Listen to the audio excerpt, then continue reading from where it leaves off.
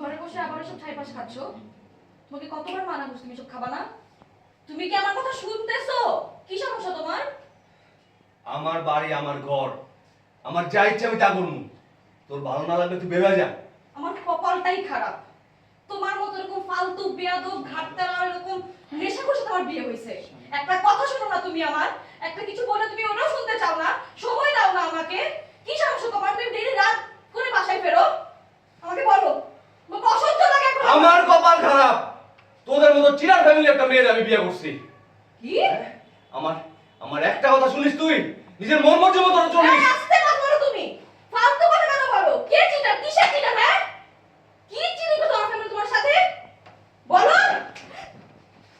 তুই মাথা কেন আমাকে? বিয়ের সময় তোর বাবা আর চাচা আমার মামারে বলছিল আমার ব্যবসার জন্য 50 লাখ টাকা দিবে।